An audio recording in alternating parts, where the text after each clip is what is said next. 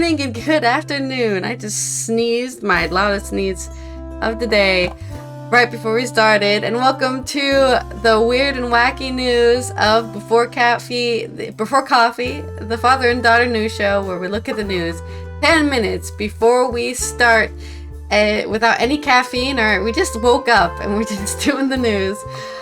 So let's go ahead and see what our headlines are. Today on Before Coffee, bear invades U.S. school classroom, and school calls in snake catcher to deal with a classroom invader. And the Mexican cartel arrest case takes a strange twist as Mexico is trying to sue for treason. And dam technicians are using a water-filled elevator to help the animals reaching Chesapeake Bay. Liz Truss storms off stage after Led by Donkeys led its banner stunt. And speaking of donkeys, Banksy reveals, well, it's not really a donkey, it's a rhino, as 8th artwork in animal-themed London series. And we have crystal meth found in candy and crystal meth found in celery. For culture news, the Olympic mascot for French Prime Minister. The internet says yes. Those stories tomorrow, which is National Navajo Code Talkers Day, August 14th, 2024 on Before Coffee.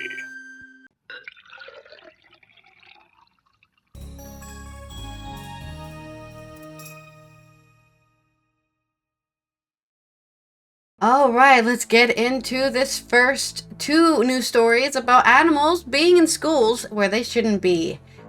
First one is coming from News to the Minute. A bear invaded the classroom of a teacher who was preparing for the new school year at a school in Pine Mountain, Georgia, USA. Teacher Elaine Salmon said she left the classroom. Oh my God, her name's Elaine Salmon, and a bear invaded her school. This isn't a real story. No way. She left the classroom to make some Was Robert Kennedy Jr. there? Yeah. I'm sorry. And found the bear was when she returned, according to UPI News. The woman closed the classroom door and left her cell phone there. She ended up having to go to the office to call her husband, who asked for help. My first thought was, will this cause any damage? The floor is new. I've already put my decorations, said the teacher. I mean, it looks like a bear cub, so it could get in a little mischief there. The teacher's husband went to the school and held the door open so the bear could get out. The unexpected visit did not cause any damage, but school officials plan to replace the door handles with more bear-resistant mechanisms.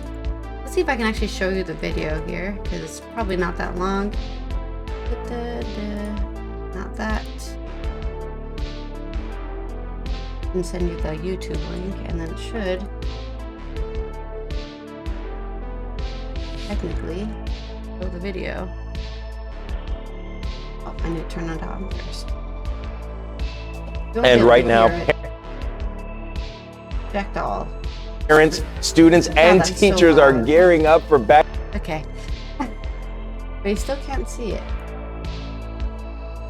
Oh, that's why. There we go. Look at the bear. I just want to see the bear video. I don't care about them gearing up. Here it is. Yeah, this is the video. And claw holding surprise in her classroom. Yes, I'm talking about a bear. You see the bear there. Teacher Elaine Salmon says only a snack pack earthquake kit was damaged, so her classroom is still ready for her other non-bear students. Like I don't know, bear. but if my kid was in that class, I'd be a little worried about sending him to school with. But there you go. There's the bear in the classroom. Let's look at another animal who had to invaded a classroom and had to get taken out. Not taken out like killed, that like removed. This is by Josh Hone on the 9 News. Primary school in Queensland, Australia, Sunshine Coast, got a real-life biology lesson when a python was found in the school building. The local snake catcher Dan was called into Wombe State School, which was, I guess it was last week on Thursday, the 8th of August, to remove an impressively sized reptile. Photos shared by the school show the snake coiled up against the window of the classroom. A primary school in Sunshine Coast, oh yeah, sorry, I already said that. Local snake catcher Dan was called in. A bit of excitement for me and the school kids today, snake catcher Dan later wrote on Facebook. The coastal carpet python was quickly dispatched back to the bush. Snake catcher Dan has been a professional snake catcher for 2 years. He said the school is surrounded by bushland on all sides, so snake sightings are a relatively common occurrence. Oh yeah, he's just a picture of him holding it like this, being like, it's not really that long. It's pretty, actually for a python, it's pretty short. Python. The Gold Coast carpet hides surprise overhead as it's leaning on top of the little ramparts, I guess. The teachers are used to it, he says. Better safe than sorry for the kids, who can put their hands where they probably shouldn't. Snake catcher Dan said he has even been called to school the day before to remove another snake. There's just snakes coming all over. Maybe they should get like a anti-snake spray or something. Though I don't think any of these pythons are big enough to eat a child, so. The snake handler. Get him at it. Yep. Snake catcher Dan. But those are my 2 stories. Sweet and short about animals being where they shouldn't be. Oh, wow.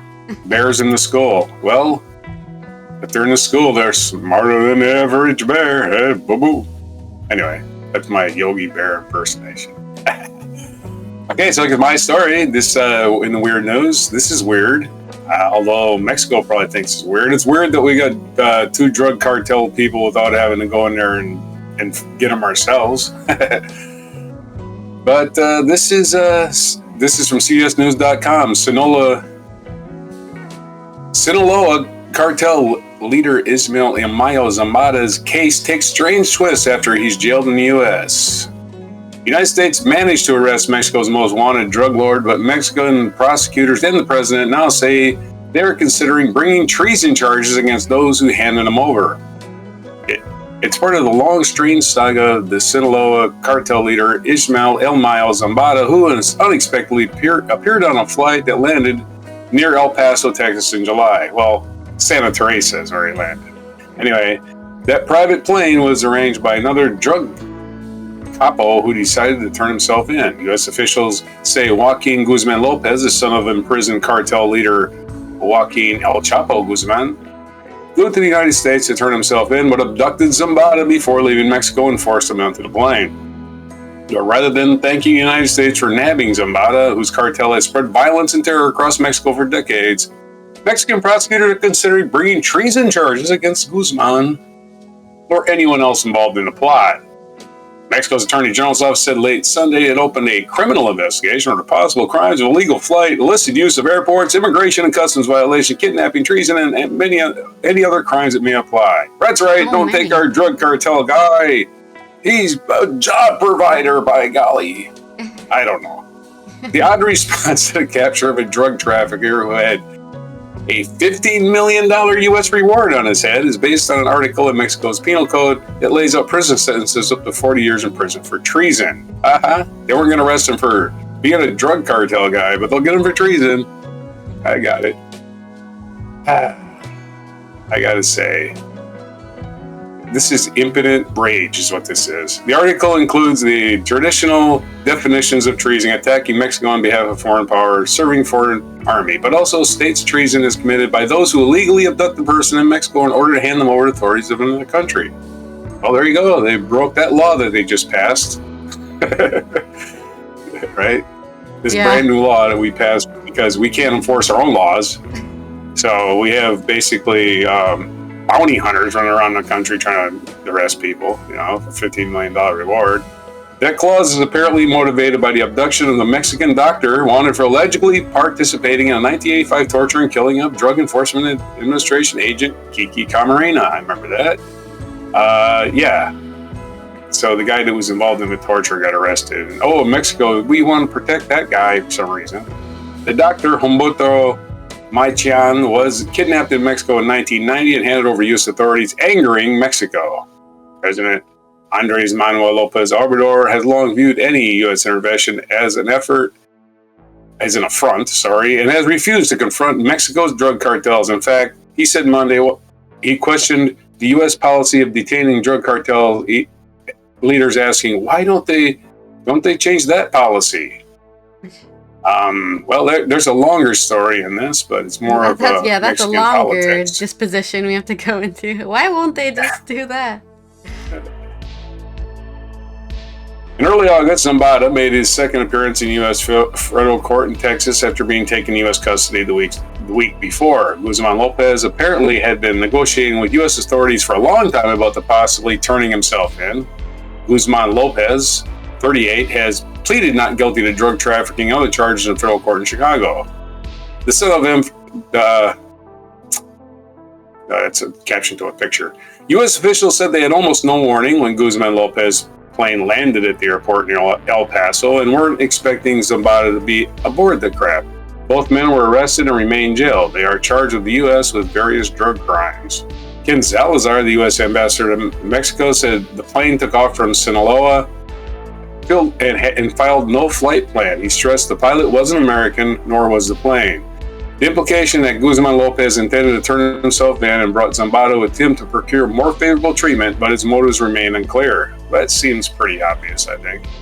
He got a $15 million reward, I would think. Zambada was considered the Sinaloa cartel's strategist and was thought to be more involved in the day-to-day operation than his better-known and flashier boss, El Chapo, who was sentenced to life in prison in the U.S. in 2019. Zambada's faction of the Sinaloa cartel has been engaged in fierce fighting with another faction led by the sons of Guzman. There's your story on Mexico, and we have another weird story. Well, it's weird in the good way, and it involves the Chesapeake Bay. This is from thecooldown.com. Dam technicians use water-filled elevator to prevent torrent of invasive animals reaching the Chesapeake Bay. Jeremiah Boudin is the author of this article. It's a short one. A team of technicians at the Conowingo Dam on the Susquehanna River in Maryland recently prevented 3,000 invasive fish from entering Chesapeake Bay, according to Chesapeake Bay magazine. The fish were removed from a fish lift, described as a water-filled elevator that is used to help migrating native fish make it past the dam to their upstream spawning grounds. The fish lift also doubles as a trap for invasive species, allowing technicians to go in and remove anything that isn't supposed to be there. Primarily northern snakeheads, but also species like blue catfish and flathead catfish. The removed fish were taken to Maryland seafood wholesaler J.J. McConnell to be processed, and many donated to local food banks. Despite their less than appealing name, northern snakeheads are edible. Outdoor Life even said they might be the most delicious freshwater fish of all time. It's going to be hard to keep them out of restaurants, I would say that. To make the snakehead more appealing to customers, efforts are underway to rename it the Chesapeake Channa. Similar rebranding efforts have worked with other fish, most notably the Patagonian toothfish that was successfully renamed Chilean sea bass, despite being neither from Chile nor a bass. A similar effort is also underway to rename the invasive Asian carp as Kopi or Kopai. Although in that case, the major hurdle may not be the name so much as the fish's unappetizing appearance. Whatever the various species end up being called, experts are increasingly urging people to eat more invasive species as a method of population control. These include crayfish in the United Kingdom, Midas cichlids in the Philippines, lionfish in Bermuda, and devilfish in Texas, Florida, and Mexico. As many within the movement have already said, if you can't beat them, eat them. So there's your fish story as we move along. Can't beat them, eat them. Hell yeah. If you can beat them, eat them. Well, coming from eating, let's talk about lettuce, or I guess the insulting premise of lettuce lasting longer than Liz Truss's office term. This is from The National by Lucy Jackson. Liz Truss stormed off stage after led by donkey lettuce banner stunt. Liz Truss has stormed off the stage at a speaking event after a hilarious stunt in which a banner with lettuce appears while she was talking. The former prime minister, whose disastrous mini-budget tanked the economy, was speaking at an event to promote her book when the stunt took place. However, as she was speaking about her support for former U.S. President and presidential candidate Donald Trump, because she's just digging that hole deeper, I guess, a banner depicting lettuce with googly eyes, which said, "I crashed the economy," was slowly lowering from the ceiling. "I support Trump and I want him to win. I think that he will probably win," Truss said as the banner appeared directly above her. Truss was initially unaware that the banner had appeared, but upon seeing it, she remarked, "That's not funny." Then she stormed off stage. The lettuce is in reference to a challenge set by Daily Star newspaper in October 2022 to see if Truss's premiership could outlast the shelf life of a head of iceberg lettuce. The iceberg lettuce won, with Truss lasting just 49 days in office. Little campaign group led by donkeys claimed credit for the stunt, posting a video to social media with the caption, "Liz Truss is on a pro-Trump speaking tour, so we dropped the strategically positioned remote-controlled lettuce banner. This is not the first time led by donkeys have pulled off something like this. A similar stunt took place earlier this year, as the group disrupted a speech by Reform UK leader Nigel Farage, using a remote-controlled banner with a picture of the Russian president which read, 'I heart Putin.' Goodbye." Some people have actually voted for Led by Donkeys. Even though they were a joke party, some people do vote for them. And these are reasons why. The power of the meme is very strong. I mean, I want to say that's why Trump won his election to begin with, as his campaign used the people on the internet to foster more memes about him, and they made Trump into like a joke vote, but he still got those joke votes even if they weren't really intended to make him the president. So it's good that she's being made fun of, because I don't understand anybody. Like, I can understand reporters or other politicians not being straight out saying, "Trump sucks, get him out of my face," because they're cowards and they don't want to lose voter confidence in a certain group of people or something. But when you're actively saying, "Yes, I think Trump is amazing," I'm just like, okay, you know he's a rapist, right? Even Boris Johnson knows he's a buffoon, right? Yeah, I'm just What's wrong with this lady? When you're actively going out there to support the guy, you deserve all that's coming to you. When it comes Boris to making Johnson fun of you, gets a lot of shit, but at least he knew Trump was a buffoon. You have no respect for me. All right. Speaking of, let's turn these tables and completely flip what we're talking about. Let's talk about Banksy. This is from The Guardian. I think this was actually the 12th of August when it was reported, and I know there has been some changes since then, but Banksy has revealed an 8th artwork in their animal-themed London series.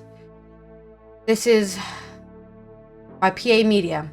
Banksy has revealed the 8th artwork in his animal-themed collection in London, a mural of a rhinoceros that looks as though it's climbing on top of a car. The street artist has been presenting artwork on his Instagram at about 1 p.m. every day since Monday, August 5th. His first piece depicted a goat and was followed by silhouettes of elephants, monkeys, a wolf, pelicans, and a cat, as well as artworks of piranhas, which have all popped up in various locations across London. His latest graffiti design, located at Westmore Street in Charlton, Southeast London, is situated on the side of a building that has been designed to look as though the animal is climbing on top of a car parked next to the property. On this last Sunday, which was, the 11th, the artist confirmed he was behind the artworks depicting a school of piranhas which appeared on a police sentry box in the city of London. Barriers were put around the piranha design after it was unveiled, as city police officers turned up to examine the piece.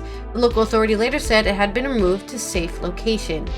"We removed the piranhas. They were gonna eat some kids." What do you mean removed the piece to a safe location? A spokesperson for the City of London Corporation, because that's right, the City of London is a corporation. It's not even part of London. It's its own municipality almost. Said on the 12th, "We have moved the artwork to Guildhall Yard." Sorry, my nose is clogged. It's really annoying me. "We have moved the artwork to Guildhall Yard to ensure it is properly protected and open for the public view safely. A permanent home for a piece will be decided in due course." A crowd of people stood around taking photos of the fish tank themed Banksy near the Old Bailey on the 12th of August. Workers in high-vis jackets cordoned off the attraction. In historic courts, Judge Mark Lovecraft KC discharged a jury after it failed to reach a verdict in the death of a careless driving trial and suggested they might enjoy the warm weather with a visit to the nearby Banksy instead. Okay.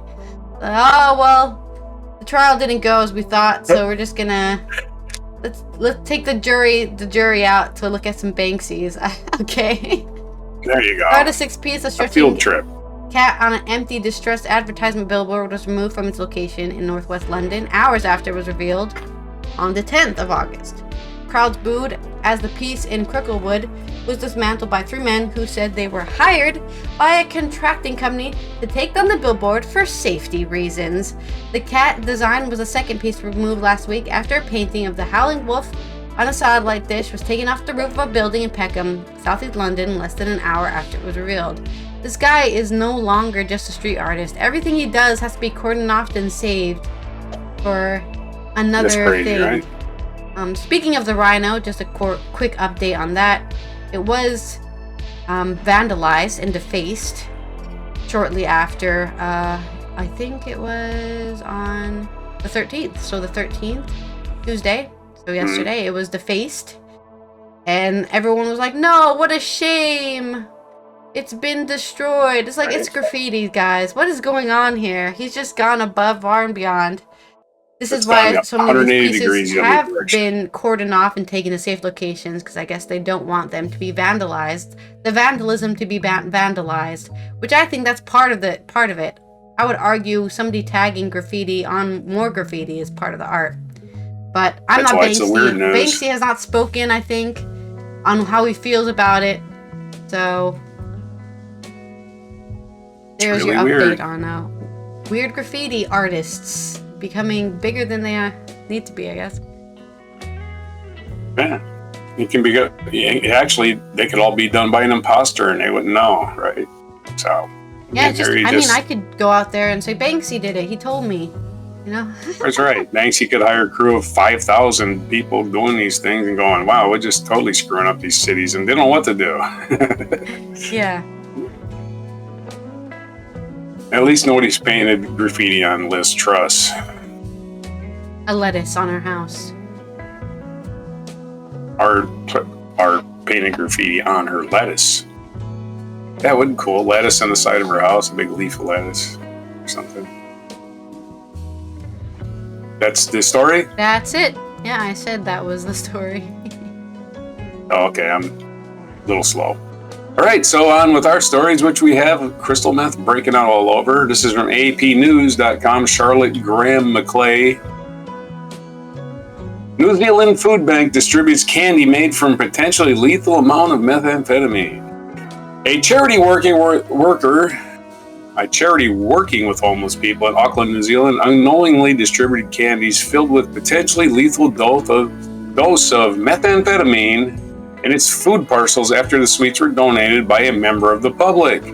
Auckland City Mission on Wednesday said the staff had started to contact up to 400 people to track down the parcels that could contain the sweets, which were solid blocks of methamphetamine enclosed in candy wrappers. These people were treated in hospital after consuming them. 3 people were treated in the hospital after consuming them, the New Zealand authorities said, but were later discharged.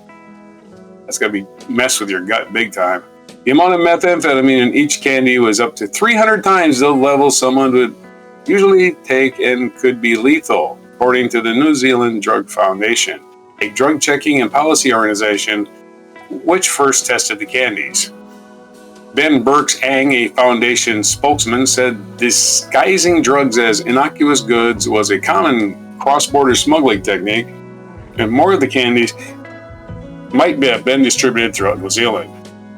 The sweets had a high street value of 1,000 New Zealand dollars or $608 American per candy, which suggested the donation by an unknown member of the public was accidental rather than deliberate attack. One candy's worth $608. Oh, kiddies, let's look through your bag. Maybe we can make some side money. Anyway, the authorities' initial perceptions were that the episode was likely an importation scheme gone awry, said Detective Inspector Glenn Baldwin, but the nature and scale of the operation was unknown. Officers have recovered 16 of the candies, but not know how many are circulating, he said. The city missioner, Helen Robinson, said 8 families, including at least one child, have reported consuming the contaminated candies since Tuesday.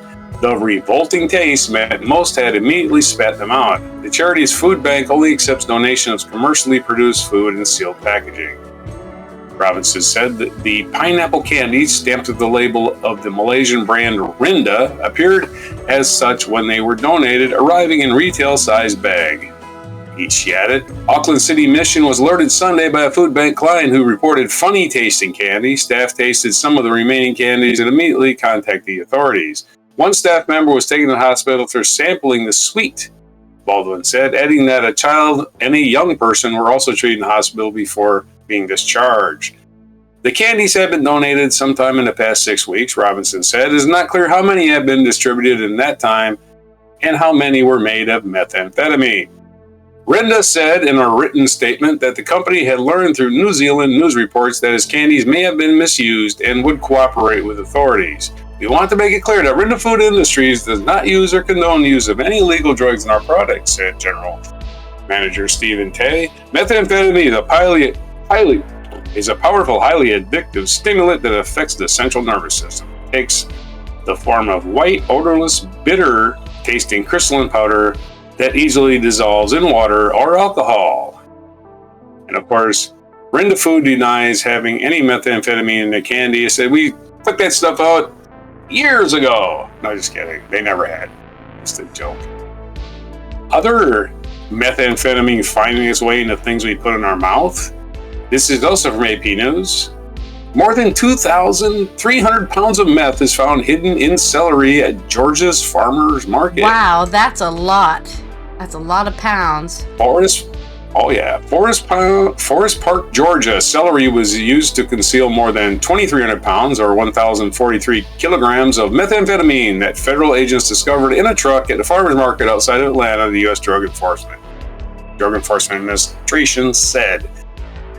In what the DEA called one of the largest seizures of its kind, agents confiscated the drugs being delivered to the Atlanta State Farmers Market in Forest Park, authorities said on Monday at a news conference. The agency had learned about this semi-trailer coming across the Mexican border, and agents tracked the drugs to the farmers market, said DAA Special Agent in charge Robert Murphy. The drugs were found inside the truck, he said. This was contained in a cover load of celery. Murphy said it was hiding in the celery. Obviously, we threw away the celery. That didn't make it to the store. A Mexican citizen was arrested, the Atlanta TV station reported. Details about the suspect and charges were not immediately available Tuesday. Using produce to conceal drugs is beginning a frequent tactic of smugglers. It always was, man. It became a frequent tactic. This one made it all the way to the farmer's market. Well, it was on its way there. So there's your wacky story, but drug cartels just their creative ways of smuggling things and celery. Yeah. I think they make their profit margins are so high they don't care about losses like this. That was the old. Yeah, that is worrying. You know, the Escobar model. We can crash 3 planes. We still made $5 million today. You know that model. You know. So there's your story. It's stories. Okay, well, I think people in France might also be on meth because they are trying to elect an Olympic mascot as the French Prime Minister. What? Maybe it's just the internet, not people in France. This is from David Morquand on Culture News on Euronews. While initially met with skepticism, the Fridge mascot won everyone over during the Olympic Games, so much so that social media users are now banking on Emmanuel Macron appointing the mascot as the new French Prime Minister. Jokes aside, they may be onto something. Post-Olympic blues is in full swing, and now that the festivities have ended, it's back to the daily grind until the Paralympics arrive on 28th of August, naturally. Which, are you going to watch those? You better watch those. Those are pretty impressive, especially like the 100-meter dash. You have to have 2 people running fast, not just one. One burning question remains, who the next French Prime Minister will be. Following the dissolution of the Assembly by President Emmanuel Macron in the snap elections in July, Prime Minister Gabriel Attal officially resigned from his position but was appointed to lead a caretaker government as the dispute over the next PM continues among the elected coalition. Now, one candidate has emerged, and social media seems to be all for it. Indeed, internet users want the Olympic mascot Fridge to be the next PM. While initially with skepticism, considering the anthropomorphic Phrygian cap mistakenly resembles a gurnishing plush clitoris. A gurning plush a gurning. What is gurning? That is a British word if I've ever read one. A gurning plush clitoris. I think I know what they're saying. Okay, I'm looking at it now. It's like if yeah, what is this supposed to be? I see with the Phrygian caps. An anthropomorphic Phrygian cap. Now I need to look up what that is. Alright, I'm completely... Oh, I see. It's the hat. Yeah, okay, that's what I thought. It's supposed to be a hat. It's basically supposed to be a hat, but it doesn't look like a hat. It looks like a gurning plush clitoris to some. The fridge quickly became one of the stars of the Olympics. Throughout the games, it could be seen hyping up the crowds, delighting kids and adults alike with its slightly worrying rictus grin and its image-adorned t-shirt, caps and mugs, and countless other merch, with fans desperate to get their hands on collectibles. The Olympics megastore on the Champs-Élysées saw thousands of shoppers queue up every day to staff one of the fridge's many iterations. Next logical step for everyone's favorite French red Smurf? The top spot in the Matignon, apparently. Who would have thought that today, August 10th, the French people's favorite candidate from Prime Minister would be the fridge of the Olympic Games? Of course, that was said in French, but I'm not going to try to read that in French. To everyone on the same side, we let Macron appoint Fridge as Prime Minister. Fridge for PM? Question mark? Even a fridge would be better than Xavier Bertrand. Been there, done that. Commented one user comment on a post. At that rate things are going, I hope the fridge is not in Macron's option for Madigon. And why not? The red bonnet was famously worn by the Marianne and is the artistic personification of the Free French Republic. It is the emblematic accessory of the French revolutionaries, revived from Roman times, when freed slaves used to wear it. Revolutionaries adopted it as a testimony to their values of freedom, emancipation for both men and women. It's the symbol of liberty. It is also a very strong message linked to the revolution that we want for those games. We want those games to be a big success, said three-time Olympic champion canoeist and Paris 2024 president Tony Estanguet, when the mascot was first revealed. So credentials seem to be in order. Need any more convincing? Well, it seems that the fridge is also very hands-on when it comes to public security, as the mascot gave an assist to the police forces while they were on public safety missions in the Montmartre Gardens during the games. The police even gave the bloated mascot his own escort. I would read you the tweet, but it's in French, so I don't know what it says, and I would just butcher it, the French. So, just to recap, a beloved emblem that has united locals and tourists alike. A symbol of French history that reignites French pride and provokes enthusiasm.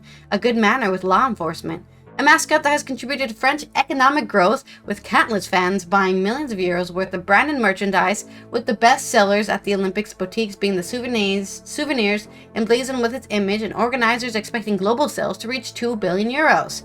A googly-eyed force of nature that seemed to get on well with Macron and the general public, meaning the coalitions could still have a very short and skinny legs. Googly eyes. Prime Minister Fridge. Does seem so far-fetched now, does it? It seems far-fetched because it's not real. This is the weird part of this. There is a man in there, or a woman, inside there, fair enough. I don't think they encapsulate the symbolism that fridge encapsulates. So you're basically asking for the costume to become the prime minister, which, let's be honest, an object being the leader of your country is probably just the same. I mean, what's the difference, right, guys? They're not real. It's just Liz Truss all over again. Yeah, they don't speak. They don't have any ideas. They can't mess up any diplomacy because all they do is sit there and smile with their googly eyes. Like a head of lettuce. So, did you get it? You didn't get it. Nah, I don't know. It's a mosquito. I couldn't see it that well. It was too close to my face. Yeah, you lose sight of it.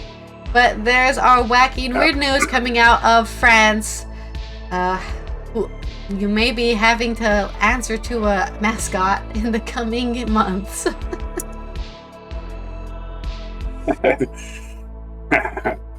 Now go away. I'll talk to you a second time. That would be a perfect mascot, I think. An anonymous mascot, anonymous object that you can't really put a finger on, and it'll be easy to parody too. There you go. What the world needs now is more humor. Okay, in this day in history, I guess we're on to, huh? Yep.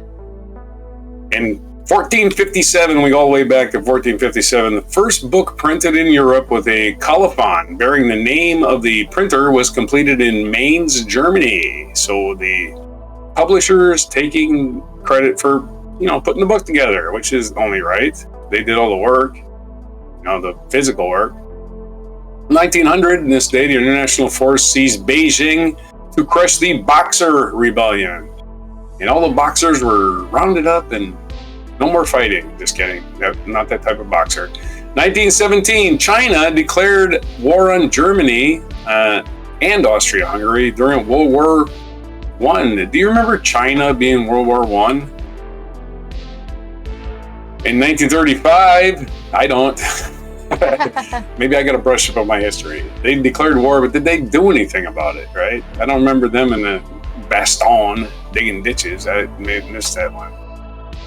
1935, U.S. President Franklin Delano Roosevelt signed the Social Security Act, establishing a permanent national old age pension system through employer and employee contributions, which is still alive to this day, and Trump's trying to kill it. 1941, British Prime Minister Winston Churchill and U.S. President Franklin D. Roosevelt issued the Atlantic Charter, a joint declaration that stated, among other points, that they desired no territorial changes without the free assent of the peoples concerned. All right. That probably the British stopped building their empire at that point. Probably World War II was going on already, so. Hard to build an empire when you're trying to defend your little island, right? 1959, American basketball player Magic Johnson, whose name was not Magic Johnson when he was born. His name was Irvin Johnson, but they don't want us to know that. Who led the National Basketball Association Lakers to 5 championships. Well, he was born today in Lansing, Michigan. So happy 65th birthday to Magic Johnson. 1994, Venezuelan militant Carlos the Jackal, who orchestrated some of the highest profile terrorist attacks of the 70s and 80s, was captured by French agents in Sudan. He was wearing a costume. No, he wasn't wearing a costume. Just kidding. That was a French joke. He was later sentenced to life in prison for his crimes. Who knows? There might be some kind of terrorist inside that costume. Never know, right? In 2004, Polish-born poet, essayist, and critic Czesław Miłosz, who is considered one of the major poets of the 20th century and won the 1980 Nobel Prize, died at the age of 93. On this day in 2016, Jamaican sprinter Usain Bolt won 100 meters at the Rio de Janeiro Games, becoming the first person to win the event in 3 consecutive Olympics. He later claimed the unprecedented third straight gold medal in the 200 meters. So that's 6 gold medals in 6 tries, my friends. Not easy to be the fastest person in the world. In 1980, Cologne Cathedral completed.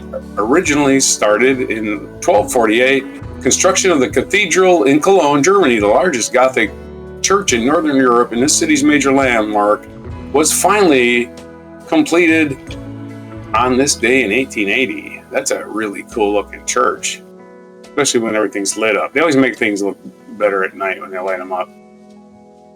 Feature biography, Halle Berry, American actress, born on August 14th, 1966 at the age of 57. So happy 57th birthday to Halle Berry. She was born in Cleveland, Ohio.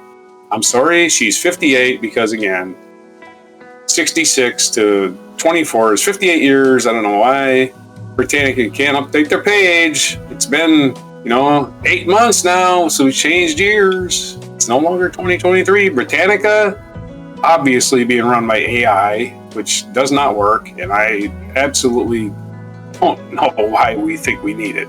Anyway, other birthdays today. Steve Martin, American actor and writer, one of the funniest people on the planet, is turning a bright, ripe 79 today. In 1947, Daniel Steele was born, American writer, and 1954 is the birthday of United States General Stanley McChrystal. We already covered Magic Johnson. Oh, you really can't cover Magic Johnson. Anyway. And we already did the Holly Berry birthday. So those are your people's birthdays today. A lot of greats today, huh? Magic Johnson, Steve Martin, Holly Berry. Are you kidding? Wow, all born. They should have a birthday together. Very big celebration. Just have it at the LA, what is it? The Staples Center, wherever they play. And what day is it today? Besides National Navajo Code Talkers Day, and we know that the Navajo Code Talkers helped win World War II because they had an unwritten language that they could only speak, and the people at two ends of the radio or two ends of the telegraph are the only two people that could decode it because they spoke Navajo, and the Germans had no idea what that was. Yeah, had totally different language conventions and everything. There's no way. Alien language, right, as far as they're concerned. Mm-hmm. So again, Navajos saving the country that don't give a shit about them. Yep. National Creamsicles Day is today. So creamsicle, if you love a creamsicle, it's that orange thing with the cream inside, which is ice cream basically, with a outer hard orange flavored shell. So those are your days of today. This is your weird news today for August 14th, 2024 on Before Creamsicles. This has been Allison here from the Netherlands. Tomorrow is our Thursday 13 episode where we're going to count down 13 things of mysterious subjects that we don't know until tomorrow. So don't forget to subscribe and turn on the notification bell so you know when we go live or post today's video. And don't forget to like the video if you enjoyed hearing about all the wacky and weird stuff that's been going on out in the world this week. We will see you next time. Take care out there. And here is our mic drop moment. And if you bought my album and you came down here expecting me to do a lot of routines from the record and I didn't do them, well, first guy to ever fill an entire stadium. Yeah. This guy was first getting comedian. people so happy. First comedian rock star. This just does not happen. And it did. He's the most idolized comedian ever. He reinvented stand-up. It was a cultural phenomenon. Good evening and welcome. My name is Steve Martin. Steve Martin. I am a wild and Yeah. What he was doing was unique. It was chancy. I always thought of him as the door out of the 60s. He's just going He wild. hasn't stand up in like again. 40 comedy years was political, and I felt that it was time to change that. Just no. movie Martin has just taken the big leap onto the big screen. Yeah, it became cheaper by the dozen. Into the stratosphere. Yeah, there it is. I was scared out of my mind. You better pull yourself together. Yeah, You've got a big movie offer. Your Being able bench. to witness an artist reinvent He's a great banjo himself player. He's got a great. is quite extraordinary. and the people who like it are wise and intelligent people, and the people who don't like it are ignorant scum. Right. You liked it, didn't you? Oh, yes. Yeah, let's see.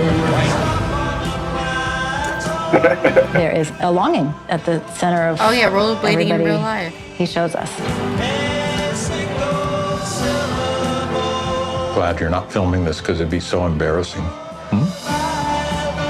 Why don't I interview you as we're driving? It's called biking, but sure. My whole life is backwards. How did I go from riddled with anxiety in my 30s to 75 and really happy? How did this happen? I never even knew he had colored hair. Actually, I'm just Because doing he's always had this white hair. 79. For me. He has a white, 27 years. he had white hair since the 60s. Yep. Yeah. Used to date Linda Ronstadt. Did you know that? Anyway. Yeah, I don't know who that is, but Before they were either one of them.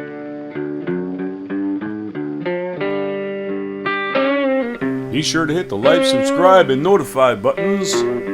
and follow our other channels, Toxic Alley, History of Gravy, and Scratchy Old Records.